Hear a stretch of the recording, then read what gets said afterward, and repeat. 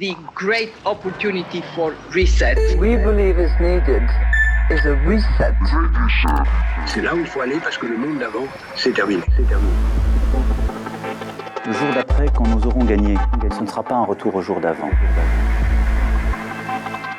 This is a time for a great reset.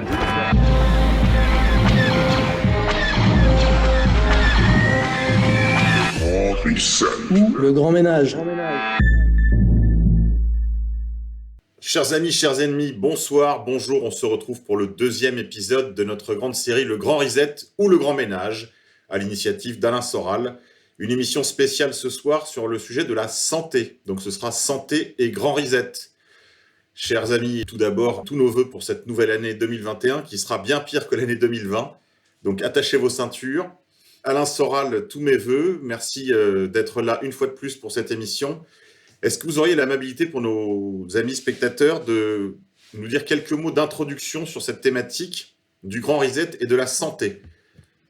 On a pris l'initiative d'aborder cette histoire de grand reset de manière globale, puisqu'en fait, il faut concevoir ça comme une totalité, avec des chapitres, et vous vous souvenez que la dernière fois, on a brillamment commencé par l'aspect financier, qui à mon avis est l'origine de tout ça. C'est ce grand reset, on va dire économico-financier, donc social, qui doit être justifié par d'autres moyens que les conséquences de l'inconséquence du capitalisme et du nouvel ordre mondial et de libéralisme mondialisé, etc.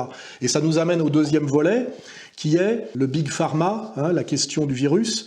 Parce que pour justifier toutes les transformations économiques et sociales qu'on est en train de nous imposer, que nous vivons quotidiennement depuis des mois, il fallait trouver une justification qui soit, je dirais, méta-économique, méta-politique et méta-sociale. Et pour ça, ils avaient plusieurs options, d'ailleurs, qu'ils ont déjà utilisées. Comme on l'a dit, c'est l'option de lutte contre le terrorisme islamique et même le terrorisme tout court, ce qui permet, ce qu'on a déjà vu, le Patriot Act, c'est-à-dire déjà de restreindre les libertés individuelles, les libertés de circuler, d'augmenter la surveillance d'État. C'était la première étape. La deuxième étape qu'ils ont en réserve, on l'abordera aussi d'ailleurs, c'est l'histoire du réchauffement climatique anthropique, qui amène à une certaine obligation, soi-disant, de décroissance à cause de l'impact carbone.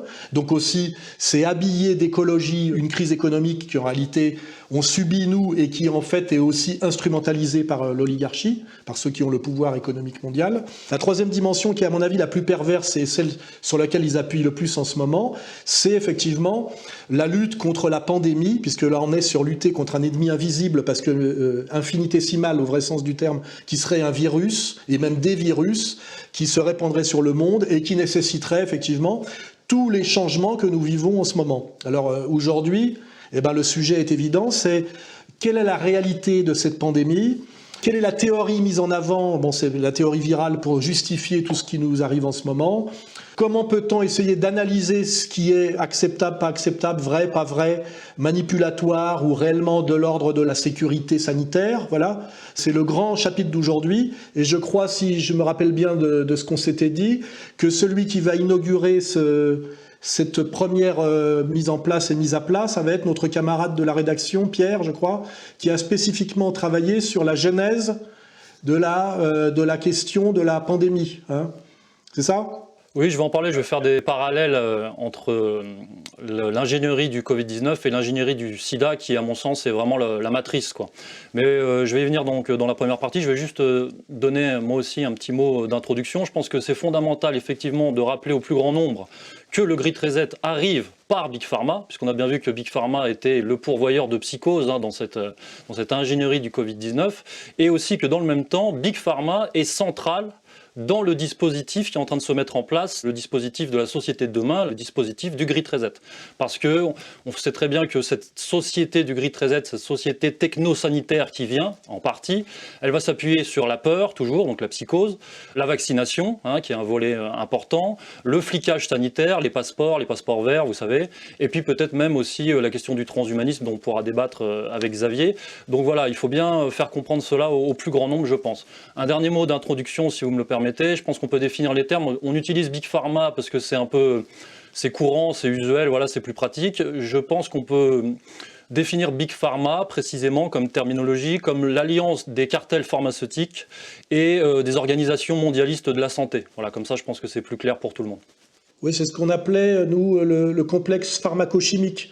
Comme il y a un complexe militaro-industriel, un complexe agroalimentaire, hein, ce sont des complexes mondialistes qui sont articulés les uns avec les autres, notamment au niveau de l'actionnariat. On voit bien que si on regarde toujours les montages financiers, ces gens sont tous actionnaires les uns des autres. Hein. Donc c'est pas, comment dirais-je, paranoïaque ou complétiste de penser qu'il y a une stratégie globale, parce que réellement, il y a une réalité globale. Hein. Et puis un autre exemple aussi qu'on peut évoquer, c'est l'imbrication de Bayer avec Monsanto. C'est-à-dire que là, on voit la jonction entre d'un côté le médicament et de l'autre côté l'alimentation, ou l'agro-industrie pour être plus exactement. Le poison d'un côté et le soin de l'autre, hein, comme ce qui sont deux marchés imbriqués. Là, c'est le diabète. On est tout proche du vaccin, on a fait d'énormes progrès. Diabète, c'est machiavélique. D'un côté, on leur vend de la bouffe de merde qui les rend diabétiques, et de l'autre, on les soigne. Hein, on empoisonne et on soigne. On ne sait d'ailleurs pas quand est-ce qu'on soigne, quand est-ce qu'on empoisonne, mais en fait, tout ça constitue un énorme marché qui s'auto-génère en réalité. Hein. Oui, juste pour dire un mot là-dessus, pour que les gens comprennent bien de quoi on parle, le couple Bourguignon a l'habitude de dire que l'explication du trou de la Sécu, ou plus exactement des dépenses faramineuses en fait des Français en matière de santé, s'explique par la qualité de leur alimentation. Donc là, il y a vraiment, au-delà même de tout ce qu'on peut appeler conspirationnisme, etc., il y a des réalités, comme vous disiez Alain, d'imbrication de tout cela. D'ailleurs, c'est si vrai que, comme le disait le père de la médecine, hein, que la seule médecine soit ton régime. Et là, on voit qu'il y a aussi l'utilisation de ce levier de la santé pour en fait contraindre les populations. Je renvoie les auditeurs à une vidéo qui a été donnée par M. Attali en 1979. J'étais pas encore de ce monde, que M. Attali en fait dévoilait déjà ses cartes où il expliquait que la santé serait en fait le grand levier pour la venue de ce monde nouveau. On nous dira, il ne faut pas fumer, pas conduire, pas boire, mais aussi pas avoir tel gène dans sa structure héréditaire. Si vous l'avez, vous êtes extérieur à la norme, faites tout ce que vous pouvez pour vous en débarrasser. Et autrement dit, on fera que ce qui est la forme absolue de la dictature, que chacun d'entre nous ait librement, entre guillemets, envie d'être conforme à la norme. Que chacun d'entre nous ait librement, entre guillemets, envie de se comporter comme un esclave. Et ce qui est fascinant, c'est que c'est à travers la médecine, à travers le bien et le mal, à travers le rapport à la mort, que cette nouvelle forme de société totalitaire est en train de s'installer. Mais on peut peut-être revenir à cette matrice qu'évoquait Pierre tout à l'heure, ce template, ce modèle, le modèle SIDA, qui va servir finalement de fondation à la deuxième couche, que sera cette pandémie, ce virus imaginaire. Pierre ? Dernière petite remarque, n'oublions pas qu'on parle du terrorisme, qu'on parle du réchauffement climatique ou qu'on parle du virus, dans les trois cas, c'est sans frontières, c'est mondial. C'est que ces trois stratégies sont mondialistes en soi, c'est-à-dire qu'on ne peut pas concevoir de frontières pour le virus, pour le climat ou pour le terrorisme. Donc tout ça est mondialiste par essence, hein, de manière très intelligente et parce que indirecte. Avant que je prenne la parole, peut-être que notre camarade Xavier veut dire un mot d'introduction. Oui, pour introduire et pour faire justement une passerelle entre la précédente problématique, qui était celle de l'économie, et celle que tu vas aborder, qui est le parallèle entre le Covid-19 et la question du VIH-Sida, hein, dont l'articulation est une problématique centrale. Et en fait, le Covid-19 n'étant jamais que la généralisation du système du VIH-Sida à l'ensemble de la population. Et donc, pour lier cette problématique-là à la problématique économique, je voudrais insister sur un concept central et qui, je le vois dans les commentaires, dans les vidéos sur Internet, n'a pas été bien compris. C'est-à-dire que beaucoup de gens imaginent que le programme malthusien, qui est le Great Reset, génocidaire, diraient certains, ce programme va passer par soit le virus, soit par la vaccination. Or, à mon avis, ces deux vecteurs ne sont pas les deux premiers gros vecteurs de dépopulation, puisque la dépopulation est une réalité. On y reviendra dans la partie consacrée à l'écologie, puisque ces gens-là ont évalué la capacité de la planète à 1 milliard d'habitants. Et donc, ce qui est visé dans le Great Reset, c'est le concept de rupture de la chaîne de valeur. Alors, la chaîne de valeur, qu'est-ce que c'est ? C'est le fameux slogan « faire fabriquer à des esclaves pour vendre à des chômeurs », mais c'est aussi le fait que quand vous avez un objet, toutes les pièces viennent d'endroits différents. Donc ça, c'est la mondialisation. Et tout le monde est d'accord pour dire que cette chaîne de valeur pose problème. Mais la question, c'est pas de la régler rationnellement par le souverainisme, c'est de la régler par une régionalisation de la mondialisation qu'on voit déjà dans les structures des grandes entreprises, du Big Pharma, des banques, etc., qui est la question des zones. Hein, nous sommes la zone Europe, Moyen-Orient, Afrique. Dans tous les organigrammes des grandes sociétés multinationales, on trouve ce zonage-là, donc qui est le nouveau zonage du Great Reset, et cela implique de casser la chaîne de valeur, d'où le confinement. Le confinement imposé n'est pas sanitaire, il a pour but de casser la chaîne de valeur, donc de casser cette énorme machine. Mais c'est pas un reset. Si vous voulez, cette machine-là, c'est pas vous appuyez sur un bouton et vous la redémarrez d'une autre façon. C'est-à-dire qu'ils sont en train de casser quelque chose qui s'est généré pendant des décennies et qui pourrait être réglé par des mesures protectionnistes simples. Et j'en arrive justement aux problématiques de santé, qui est, dans cette rupture de la chaîne de valeur, la destruction de la chaîne d'approvisionnement mondial des produits agricoles, et qui est un facteur de dépopulation très important, puisqu'avec le confinement, les pays exportateurs, en cas de confinement aggravé, comme on nous l'annonce, c'est-à-dire sur plusieurs mois en 2021, les pays exportateurs, qui sont essentiellement les pays du Nord de produits agricoles, ne vont plus pouvoir exporter dans le Sud. Or, nous avons des populations en croissance démographique exponentielle qui dépendent intégralement des exportations agricoles des pays du Nord. On pense par exemple à l'Égypte, qui est passée de 20 millions à plus de 100 millions d'habitants et qui vit du tourisme, donc là il n'y a plus de tourisme, qui dépend des exportations des pays du Nord pour son alimentation et des envois de fonds de leurs immigrés. Et donc cette déstructuration de la chaîne d'approvisionnement des produits agricoles va créer une famine en vérité, une famine très importante dans le tiers-monde et accessoirement une vague d'immigration que nous serons obligés d'accueillir au titre des réfugiés, soit sanitaires, soit alimentaires, etc. Et donc là, on est au cœur du programme, ce programme de métissage parfaitement décrit par Koudenov-Kalergi. Alors, je reviens, ça c'est très intéressant aussi. En lisant le Great Reset, j'ai vraiment pensé à cette novlangue orwellienne qu'on voit systématiquement. Par exemple, un plan de sauvegarde de l'emploi, c'est un plan de licenciement. Monsieur déconfinement, donc Jean Castex, en fait, c'est Monsieur reconfinement. Et quand j'ai vu Black Lives Matter, je me suis dit, c'est intéressant parce que si on applique à cette novlangue orwellienne, ça veut dire les Noirs doivent crever, quoi.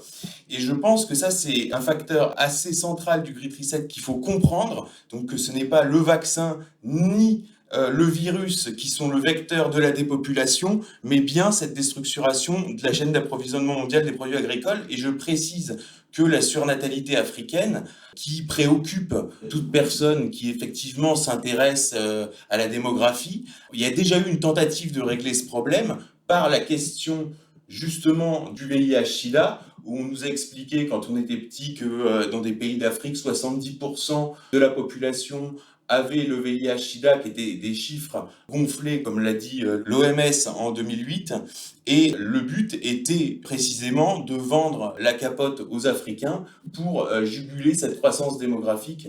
Et donc là, Pierre, je t'offre une transition avec la question du VIH-Sida. Oui, et la logique en novlangue, la logique que tu décris, c'est la logique disruptive, hein, c'est le terme qu'ils utilisent pour parler de cette rupture de la chaîne dont tu parles. Hein, cette rupture de la chaîne qui, en termes concrets, finalement, représente la fin de la mondialisation heureuse, chère à Alain Minck, comme vous le savez. Donc on va entrer dans le vif du sujet sur le modèle de l'ingénierie du sida, hein, que je pense vraiment être le modèle de la fausse pandémie de Covid-19. Déjà, il y a des parallèles troublants et j'ai envie de dire marrants au niveau des schémas narratifs. Moi j'en ai listé 5, parallèles troublants entre sida et le Covid-19 au niveau de la narration. Le premier, c'est le postulat. L'ingénierie du sida repose sur le postulat qu'il y a un lien de causalité entre le VIH et le sida. Le VIH, le virus immunodéficient humain, et le sida qui est le syndrome d'immunodéficience active. Ça, c'est le postulat qui a été imposé totalitairement à la recherche mondiale. C'est un postulat qui a été théorisé par Robert Gallo. Mais c'est une théorie, ce n'est qu'une théorie. Et pourtant, c'est vraiment ce qui dessine et ce sur quoi se fonde l'architecture mondiale au niveau de la recherche et de la santé. Et dans le cadre du Covid-19, c'est exactement la même chose. On nous dit que le virus du Covid-19 est responsable des morts de l'année 2020. Quand on s'intéresse, ne serait-ce que l'argument de la comorbidité vient tout de suite calciner cette rhétorique, si je puis dire. Et pourtant, c'est ce qu'on nous vend. Et je rappelle que l'ingénierie du sida a duré 40 ans. Donc je pense qu'il faut quand même se méfier de ce qu'on est en train de nous vendre. Deuxième parallèle troublant dans les schémas narratifs, les origines. Si vous vous souvenez, au niveau du sida, les origines venaient d'Afrique. C'était la théorie des singes verts. La théorie des singes verts d'Afrique. Bon, dans le Covid-19, dans la narration du Covid-19, ce sont les pangolins d'Asie. Il y a quand même ce parallèle aussi, pareil, troublant. Troisième fait, la théorie interdite. Alors ce que j'appelle la théorie interdite, c'est la théorie de la création en laboratoire. Il faut savoir que la théorie de la création en laboratoire du sida a été partagée par d'éminentes personnalités depuis 40 ans. Même une prix Nobel de la paix d'ailleurs africaine l'avait affirmé avant de se faire tirer les oreilles assez fortement et de se rétracter.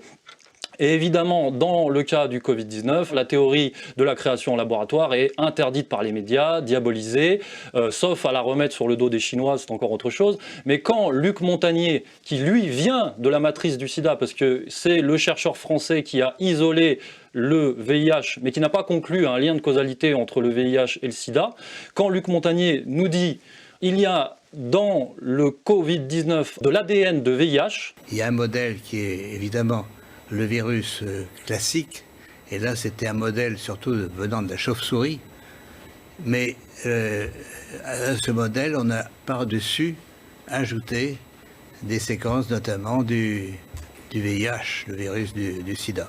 Mais quand vous dites on a ajouté, qui a ajouté? Moi je ne sais pas.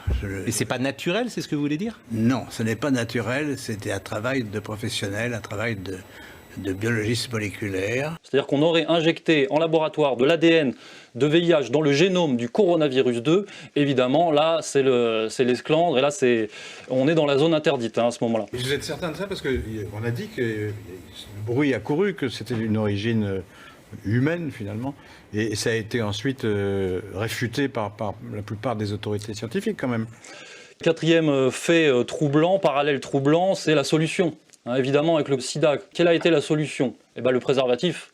Ça a été la seule solution, le préservatif et la psychose sociale qui a perturbé des générations entières au niveau affectif et sexuel. Et bien avec le Covid-19, vous le savez, qu'est-ce qu'on nous vend? C'est pas le préservatif, c'est le masque. C'est le masque et la distanciation sociale. Et le rester chez vous et la peur sociale. Donc voilà, Big Pharma n'a qu'à nous vendre ce genre de solution.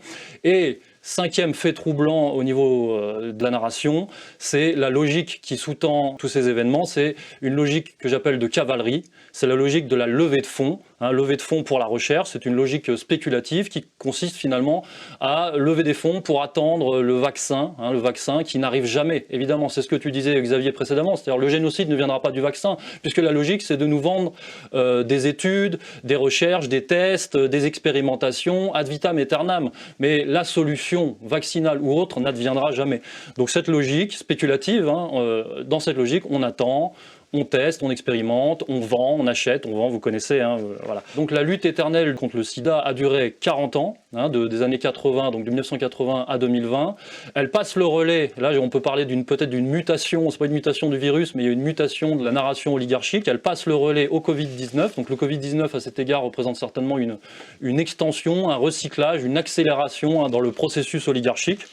Et d'ailleurs on sent bien que le sida arrivait en bout de course. C'est l'ingénierie du sida et la bulle spéculative du sida arrivait au bout du bout, on avait vraiment tiré sur la corde et il était temps de renouveler ça. Et c'est pour ça que le deuxième point que je veux aborder, c'est la question des acteurs, est très intéressant puisque non seulement les schémas narratifs se recyclent, mais les acteurs se recyclent. Car les acteurs à la manœuvre dans l'ingénierie du Covid-19 sont principalement les mêmes acteurs que ceux qui étaient à la manœuvre dans l'ingénierie du sida. C'est-à-dire qu'il faut bien faire comprendre, je pense, au plus grand nombre que c'est la même équipe. Toutes les personnalités déterminantes dans le Covid-19 viennent de la matrice sida. On va pouvoir donner des noms, je les ai listés. Alors déjà, il y a deux volets. Je pense qu'il y a deux volets qu'il faut aborder. Il y a le volet américain et le volet français. Alors on voit que dans le volet américain, c'est plus intelligent que le volet français quelque part, puisque le volet américain utilise des hommes de paille. C'est-à-dire que Big Pharma utilise des hommes de paille pour se masquer, pour se camoufler, c'est un peu des façades, et quand on creuse et quand on fait le travail jusqu'au bout, on se rend compte que derrière ces hommes de paille et derrière Big Pharma, on retrouve les grandes puissances, à savoir, les grandes puissances oligarchiques, que sont le complexe militaro-industriel et la grande finance, dont on a parlé la dernière fois avec BlackRock notamment, et dont on va reparler évidemment tout au long de ces émissions.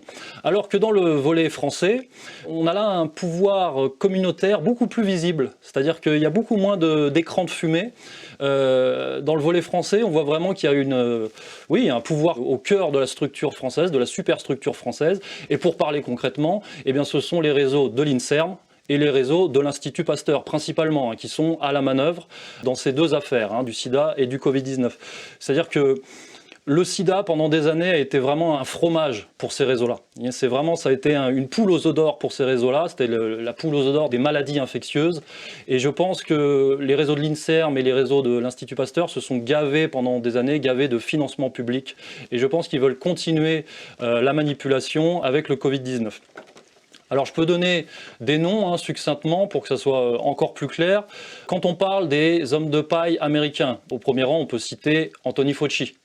Anthony Fauci, tout le monde le sait, c'était un chien de garde de la théorie officielle du sida pendant des années. C'est lui qui a popularisé internationalement la thèse de Robert Gallo, à savoir le lien de causalité entre le VIH et le sida. In just a few short years from the recognition that this disease exists, scientists have been able to identify and isolate the underlying cause or etiologic agent.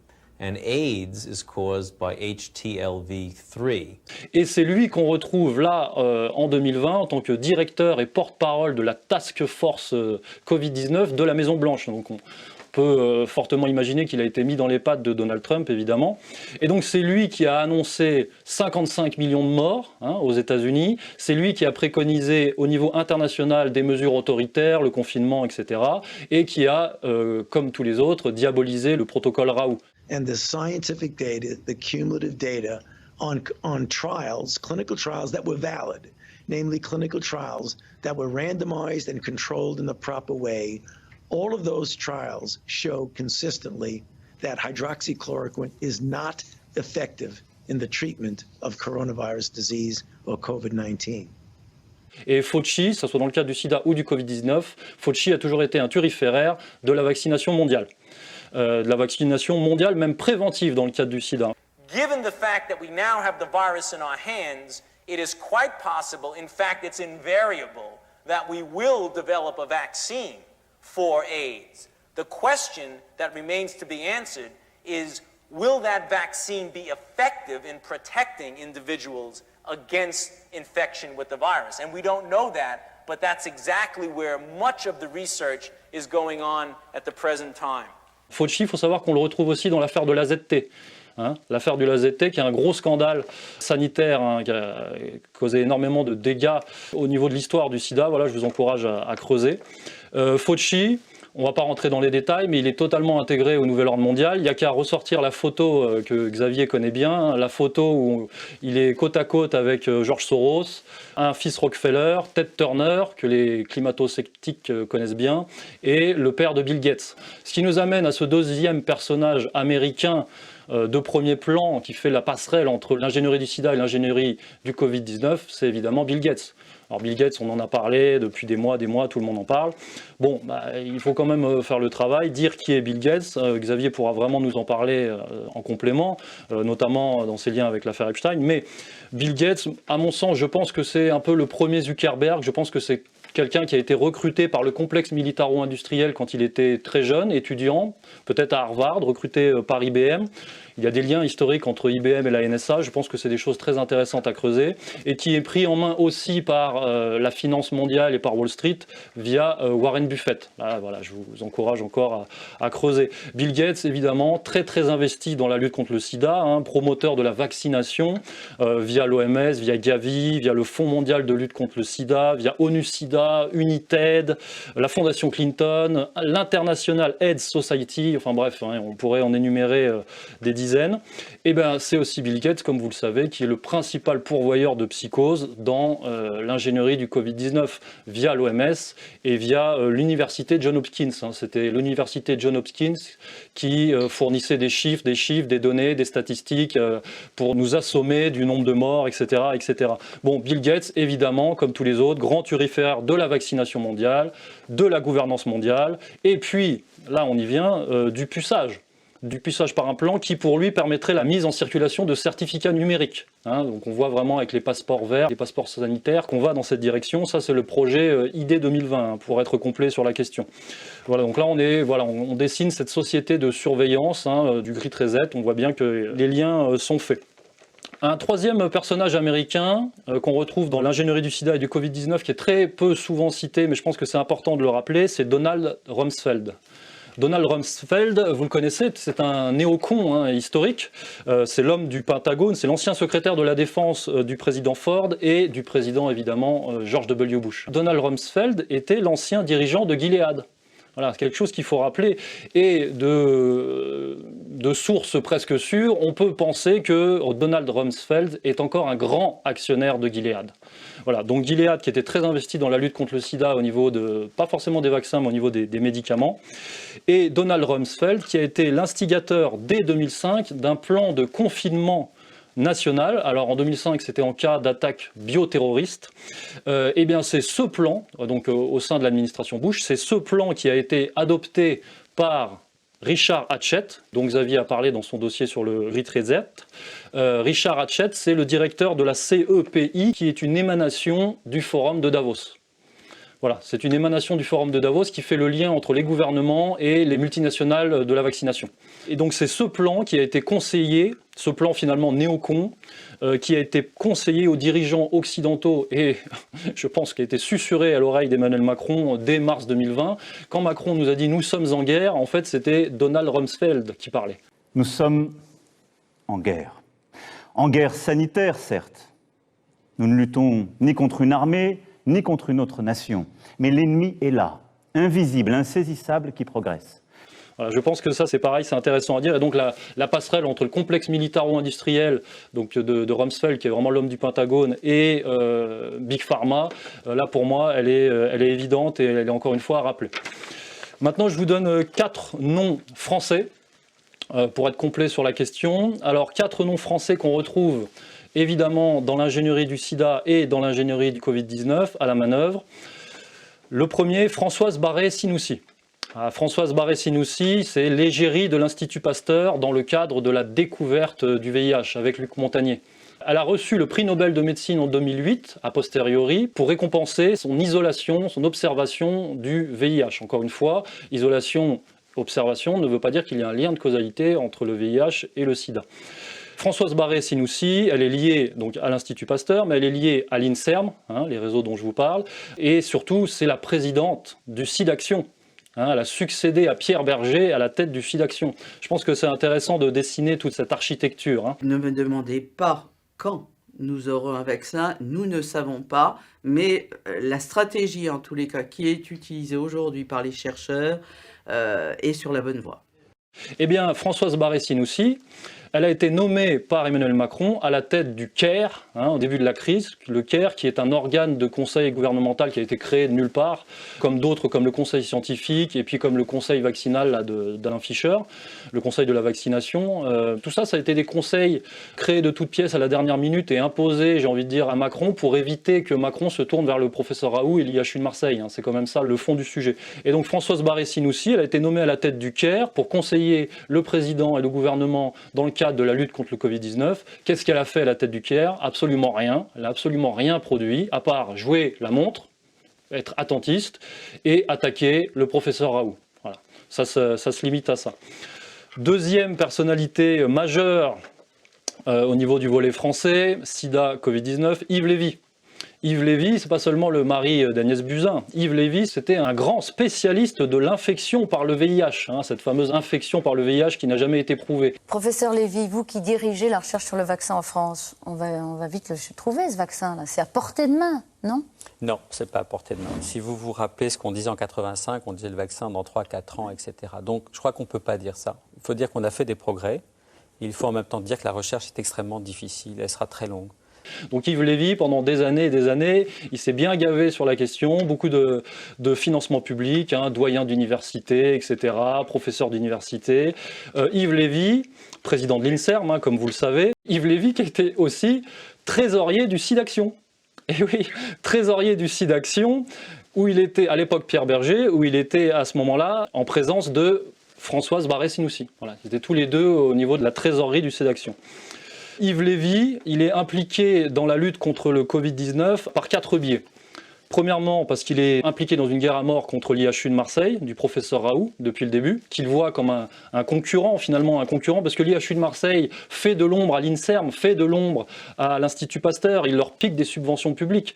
Et puis aussi, il les décrédibilise, parce qu'on peut fortement supposer que l'IHU de Marseille et le professeur Raoult sont beaucoup plus sérieux sur la question des maladies infectieuses que l'INSERM et l'Institut Pasteur, en tout cas quand on voit ce qu'ils sont devenus et dans les mains de qui ils sont. Donc, Yves Lévy impliqué à cet égard, impliqué parce qu'il était conseiller d'État en service extraordinaire jusqu'en mai 2020, Yves Lévy, donc sur la question du Covid.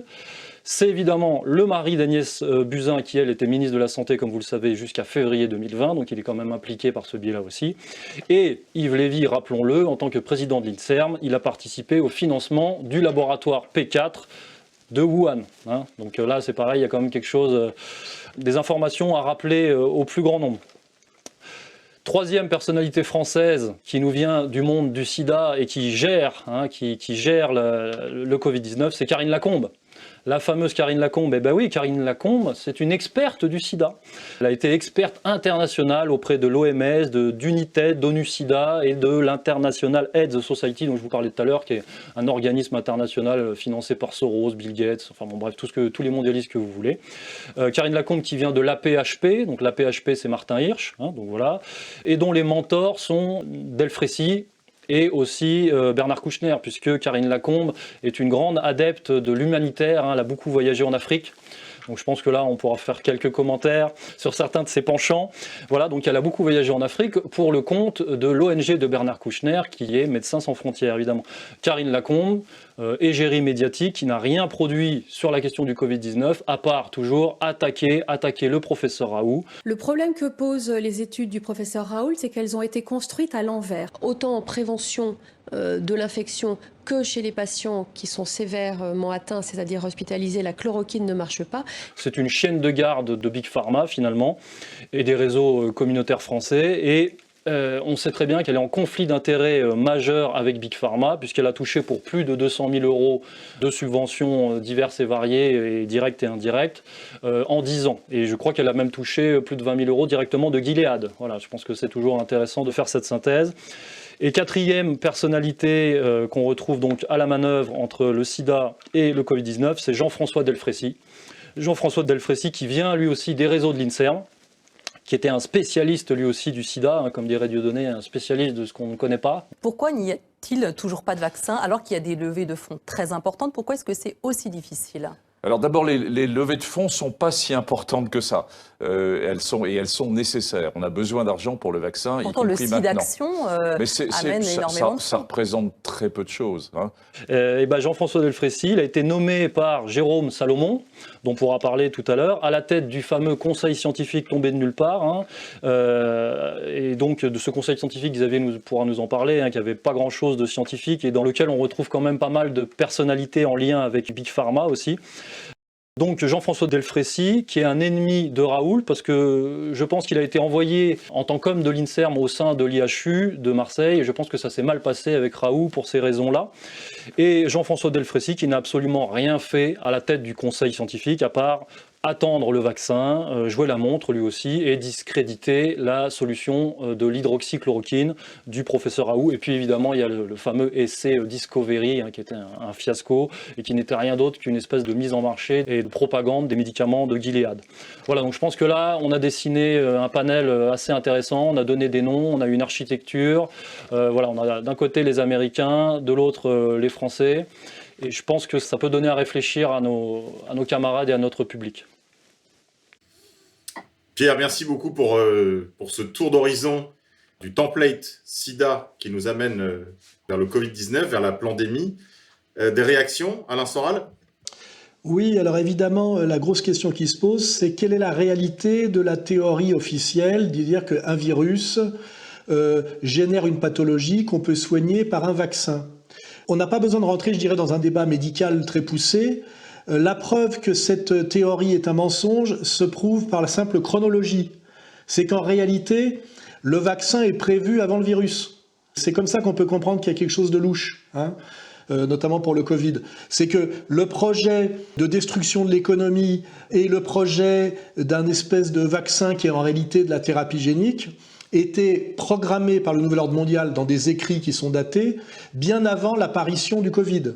Et ça, c'est une bonne manière, par les rapports de cause à effet, par la chronologie, c'est que normalement la cause doit être avant les faits, hein, de montrer que sans rentrer même dans un débat très profond sur qu'est-ce que c'est que la réalité du virus, est-ce qu'on maîtrise vraiment bien cet infiniment petit qu'est le virus, parce qu'on pourra rappeler que le microbe ça se voit, la bactérie ça se voit moins, et en fait le virus ça se voit pas, c'est qu'à chaque fois il faut des microscopes de plus en plus puissants, et on est dans des réalités de plus en plus inatteignables. Donc on n'est même pas sûr en réalité de la théorie officielle du virus, il y a un débat, c'est la thèse pasteurienne contre les autres, mais sans même avoir besoin de rentrer dans ce débat où on pourrait parler de virus, d'exosomes, de parasites, c'est pas reproductif, etc. Parce que là, quand on n'est pas médecin, on peut vite se faire soi-disant rabrouer.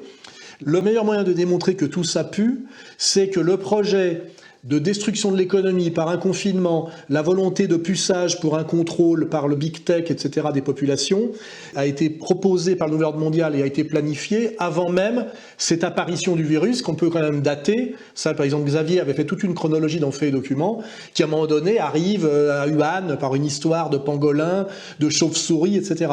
Hein, et quand l'effet arrive avant la cause, on peut quand même se dire qu'il y a quelque chose de faux dans la narration, hein, et qu'il y a une faille dans la logique. Et ça, je pense que c'est le meilleur moyen d'aborder la question pour ne pas se laisser piéger dans un débat technique et médical sur le virus, le rétrovirus, etc., etc. Parce que dans le sida, on était dans cette question-là. Est-ce qu'il y a un rapport entre ce rétrovirus, la baisse des défenses immunitaires et des maladies générées par la baisse de défense immunitaire? On sait que, d'ailleurs, pour refaire une parenthèse là-dessus, c'était la thèse de Gallo. Et en fait, cette thèse de Gallo, il l'a reprise de sa thèse qui est tombée à l'eau sur l'origine virale du cancer. En fait, il avait d'énormes budgets pour expliquer que le cancer venait d'un virus et qu'on pouvait donc avoir un vaccin du cancer. Et comme ça ne donnait rien et qu'il voulait renouveler ses lignes de crédit, il s'est jeté en fait sur la question du sida pour recoller son schéma faux du cancer sur le sida. The probable cause of AIDS has been found, a variant of a known human cancer virus called HTLV-3. With HTLV-3, Gallo's White Elephant Virus program made the jump from the cause of cancer to become the cause of AIDS and the target of billions of dollars in research funds. Donc en fait, on a quand même une projection d'un schéma faux sur autre chose pour maintenir quoi? De l'argent et du crédit. Donc déjà, rien que quand on fait de la chronologie, sans même faire de la médecine, on voit déjà qu'il y a beaucoup de choses qui démontrent que ça pue d'un point de vue de la construction. Et là, je pense que Xavier pourrait nous éclairer encore un peu plus, que c'est le roi de la chronologie, le Xavier. Tout simplement, sans même passer par des documents secrets ou de fondations obscures. J'invite juste les auditeurs à aller sur le site de la Commission européenne et vous trouvez un plan qui a été établi en mai 2019. Donc personne n'avait jamais entendu parler de pandémie de coronavirus, en mai 2019, où il est écrit que la période 2019-2021 doit être celle de la mise en place du passeport vaccinal, qui est en fait la mise en place de l'identité numérique. En fait, tout ça est lié. Oui, en fait, on peut parler de la question sanitaire comme d'une sorte d'adjuvant, de vecteur d'autres agendas. Comme je le disais tout à l'heure, rappelant les paroles de Jacques Attali, c'est-à-dire que la question sanitaire, c'est une question à laquelle les gens sont très sensibles, les populations sont très sensibles, c'est d'ailleurs pourquoi on a vu une telle discipline dans le monde entier sur cette question du masque, des distanciations antisociales, des confinements et des couvre-feux. C'est parce que les gens sont très sensibles, très apeurés, même on peut parler de peur, sur la question sanitaire, et l'oligarchie le sait bien, et elle s'est servie de ça comme d'un adjuvant, comme on parle d'adjuvant dans les vaccins, pour injecter son agenda, en fait, à la fois politique et économique, Alain Soral. Petite remarque presque gênante, il y a quand même un gros tropisme communautaire sur toute cette affaire. Hein. On voit, ce qui est très étonnant, par exemple, quand je vois le fils Enthoven s'énerver contre Raoult. J'appelle charlatan un type qui se prend pour un devin, qui prédit en février la fin d'une pandémie alors qu'il y connaît rien, qui vend une molécule qui ne marche pas, qui marche autant qu'une pastille Valda. C'est que Raoult est quand même un spécialiste du sujet et produit des analyses qui sont assez structurées. Hein. Et on a un autre qui a eu un diplôme de philosophie et qui lui rentre dans la gueule avec une violence extrême alors qu'on ne comprend ni sur quelle pertinence, sur quel savoir il s'appuie, ni pourquoi lui et souvent les gens de sa communauté sont aussi motivés pour nous vacciner à tout prix. Et dites aux mômes et à leurs familles, venez vous faire vacciner et vous pouvez rejouer au foot. Si vous voulez rejouer au foot, si vous voulez faire du sport, venez vous faire vacciner. Normalement, il devrait être réparti de manière... il devrait rentrer dans la catégorie de la loi faible des grands nombres, hein, en gros, et il devrait y en avoir autant qui soient pour que contre. Et alors là, il y a quand même quelque chose de bizarre, c'est que les membres de cette communauté sont majoritairement et de façon très militante pour la vaccination générale. Israël sera immunisé en mars. Alors, il y a un chiffre pour confirmer ce que vous dites, Alain, c'est que l'État d'Israël est de très loin en tête sur les vaccinations rapportées à sa population. L'État d'Israël a déjà vacciné près d'1 million de personnes, c'est-à-dire à peu près autant que l'Angleterre, alors qu'évidemment, ils sont beaucoup moins nombreux. Donc, ramené à sa population, il est le champion, toute catégorie, et très très loin devant le deuxième en matière de vaccination. Alors, est-ce que c'est vraiment des vaccins ? Ouais, c'est la vraie question qu'il faut se poser, c'est quel vaccin aussi, hein. Voilà, quel vaccin ? Mais en tout cas, une chose est certaine, c'est qu'ils sont très, très impliqués là-dedans. On l'a même vu pour les élus, que ce soit Netanyahou, qui a été, je crois, parmi les premiers à se faire vacciner, aussi bien que par le député des Français de l'étranger et militant du Bétar, Meir Habib, qui lui aussi a été parmi les premiers à se faire vacciner. Donc là, c'est vrai qu'il y a une campagne qui est très très communautaire en faveur de la vaccination. Xavier ? D'ailleurs, il y a eu une polémique parce qu'il n'y avait pas droit, en fait. C'était au-dessus de 60 ans et lui, il avait 59 ans. Donc il y a eu une petite polémique en Israël là-dessus. Non, je voudrais revenir sur un point, sur le professeur Raoult, que les gens n'ont pas bien saisi. C'est-à-dire, les gens ont pensé, bon, Raoult, c'est un type, il arrive avec son truc, est-ce qu'on est pour, est-ce qu'on est contre ? C'est pas ça la question. La question, c'est que l'État a déversé des millions pour qu'on ait un centre opérationnel en cas de pandémie.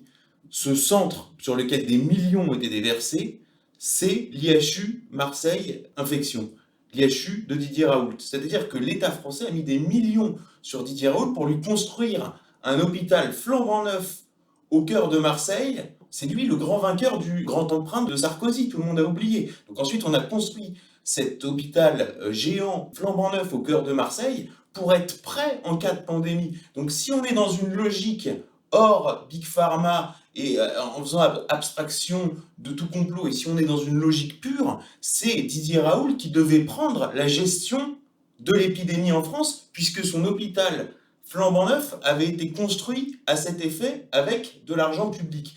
Donc ça, c'est un premier point très très important. Le deuxième point que je voulais souligner sur le programme vaccinal, qui est en fait un programme de passeport vaccinal, c'est que Heidi 2020, dont Pierre a brièvement parlé, quand on revient aux origines de ce projet, on tombe sur un Global Health Investment Fund. Excusez-moi pour l'accent en anglais, je ne suis pas très bon. Donc un fonds d'investissement mondial pour la santé.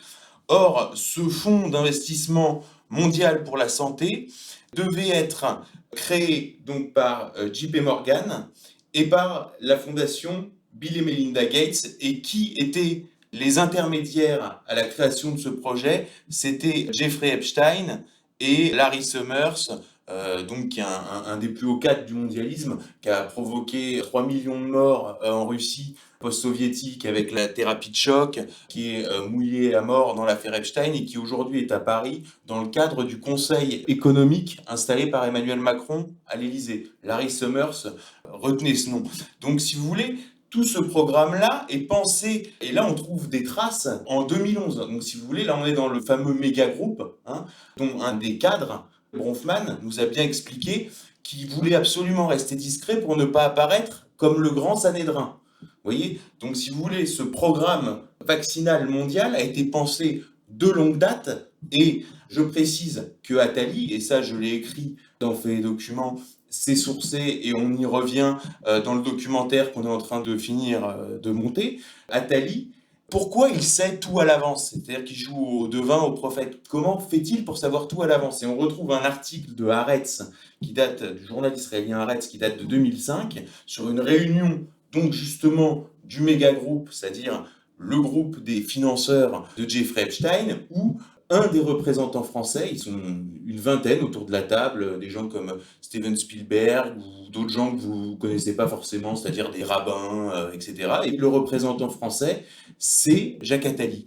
Donc Jacques Attali est le représentant en France du groupe des financeurs de Jeffrey Epstein, donc même groupe qui est à l'origine du programme vaccinal, et qui se cache derrière un think tank Vous en retrouvez une trace sur Internet derrière un think tank de l'Agence juive pour Israël. Et donc vous retrouvez tous les membres de ce méga groupe dans ce think tank, et vous retrouvez un deuxième Français qui est Bernard-Henri Lévy. Et quand on voit ça, quand on étudie ça, l'affaire Epstein à fond, et qu'on voit qu'en fait les deux représentants en France de ce groupe-là sont Jacques Attali et Bernard-Henri Lévy, on comprend énormément de choses. C'est-à-dire que depuis des années, on se dit, mais pourquoi ils sont là sur tous les sujets? Alors là, ils se sont partagés les rôles, il y en a un qui vend le vaccin, l'autre qui vend l'anti-masque par dandisme, etc.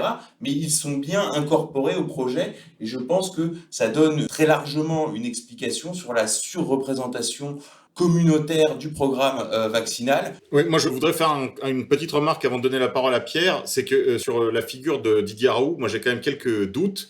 D'abord parce que, comme j'ai dit ailleurs, il a validé quand même l'existence du virus, il a validé pour une grosse moitié l'existence de la pandémie, même s'il avait un discours rassuriste, il a quand même validé l'essentiel du narratif, et à mon avis, il a servi assez largement quand même de voie de garage. Après, il y a peut-être une raison pour laquelle il est si souvent attaqué, c'est qu'il est le plus grand spécialiste mondial du typhus. Voilà, je m'arrête là parce que la loi m'interdit d'aller plus avant. Mais c'est peut-être une manière de le rappeler à son devoir de réserve sur la question du typhus et des maladies infectieuses véhiculées par les parasites. Pierre ? Oui, alors pour accorder avec ce que disaient Alain et Xavier, je pense qu'une personnalité dont on ne parle pas assez, mais qui représente cette volonté communautaire et cette expérimentation médicale, c'est Alain Fischer. Alain Fischer, vous savez, c'est Monsieur Vaccin. Eh ben, Monsieur Vaccin, lui, c'est un spécialiste des thérapies géniques. Avons-nous le droit de modifier le génome de nos successeurs? La question, à mon avis, se pose sérieusement. Et le dernier point, c'est de faire de la thérapie génique qui ne soit plus de la thérapie, c'est-à-dire une modification génétique qui non plus cherche à réparer ou à compenser une maladie, mais à améliorer les performances humaines.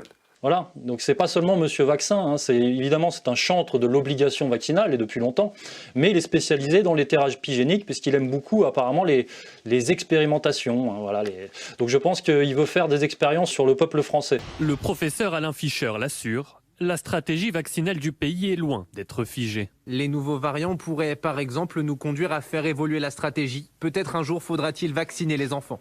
Alors Alain Fischer, en 2 mots, hein, c'est pareil, hein, il vient des réseaux de l'INSERM, il est lié à l'AP-HP, à l'Institut Pasteur, à la Fondation Rothschild, il y a tout quoi.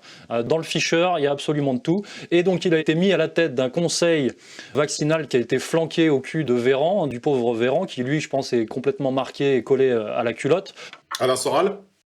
Oui, il y a un marqueur qui permet quand même à chaque fois de voir cette constante dans ce travail, je dirais, c'est qu'il y a toujours couplé une stratégie, on peut dire un complot, parce qu'il existe, de domination, qui est couplé avec un gros coup de pognon. C'est toujours les deux en même temps. Rappelez-vous le Silverstein avec le 11 septembre. Il y a 2 tours qui tombent. Il y en a même 3 avec 2 avions. Il touche 2 fois l'assurance. Il avait fait bien assurer avant en cas d'attaque terroriste par avion parce qu'il devait désamianter des tours qui étaient une ruine et qu'il a acheté quand même. Donc là, on voit que le type, on lui fait acheter des trucs qui sont la ruine si jamais il respecte les règles de désamiantage. Mais d'un seul coup, il fait la culbute parce qu'il a de la chance. Il y a eu 2 avions qui rentrent dedans et il a tellement de chance qu'il a pris 2 assurances et qu'il touche 2 fois le pognon. Chaque tour était couverte à hauteur de 3 150 millions d'euros. Considérer qu'il y a eu 2 attaques distinctes, cela revient à dire que la compagnie doit débourser 6 300 millions d'euros. Si Larry Silverstein réclame ces 6 300 millions d'euros, c'est qu'il estime avoir une obligation morale de reconstruire le World Trade Center. Donc le marqueur, si on regarde le sida, c'est pareil, c'est qu'il y a toujours un moyen de domination par une manipulation de type complotiste et en général avec une dimension de violence génocidaire qui nous rappelle beaucoup le Deutéronome et derrière en plus un énorme coup de pognon. C'est toujours les deux à la fois et moi j'ai remarqué que ça se vérifie systématiquement et que c'est la signature, je dirais. Hein, le réchauffement climatique avec l'escroquerie à la taxe carbone, et là vous verrez que sur le réchauffement climatique c'est pareil, c'est-à-dire que à toutes les étapes du plan, c'est vrai, il y a un projet global et à toutes les étapes vous palpez, vous prenez du pognon, des lits d'initiés, escroquerie, etc. Oui, pour les auditeurs qui veulent en savoir un petit peu plus, je rappelle que nous avons fait, dans le cadre de ERFM, qui est partenaire de cette émission, Le Grand Reset, une émission qui s'intitule Le réchauffement climatique anthropique, avec Camille Vert et Jérôme Alzan, qui en plus de ça est un auteur contre-culture. Donc vous pouvez aussi vous référer à cette émission et de manière plus générale, en fait, ce qui est publié aussi sur le sujet par la rédaction, puisque je sais que Pierre garde un œil attentif sur toutes ces escroqueries. Rappelons, comme le disait Xavier, d'ailleurs, que c'est la plus grande escroquerie jamais réalisée. Enfin, je veux dire, c'était avant le Covid, évidemment. Et si on accepte d'autres événements dont on n'a pas le droit de parler. Je voudrais quand même dire un mot, puisqu'on en est à parler de santé, d'une nouvelle qui est tombée ces derniers jours, messieurs. C'est une vidéo où était intervenu le professeur Henrion Caude, qui s'est fait connaître entre autres dans le film Hold Up. Elle était en échange avec d'autres professionnels de santé, en particulier avec une épidémiologiste irlandaise du nom de Kyle, qui explique, avec ces mots un petit peu savants, les risques sanitaires impliqués par les vaccins, je mets ça entre guillemets, par les thérapies géniques à ARN messager, dans le cadre donc de la vaccination, en particulier donc Pfizer d'une part et Moderna de l'autre. Elle explique, pour faire très simple, que le risque est immense de voir des défaillances des systèmes immunitaires, et même plus que ça, des organismes, des personnes qui seront vaccinées par ce vaccin, entre guillemets, à ARN messager, puisque en réalité, le corps risque de riposter à la mise en présence d'un nouveau coronavirus, qui est quand même, ça peut être tout simplement la grippe annuelle, hein, la grippe auquel on a été habitué, l'année prochaine par exemple, hein, l'hiver prochain.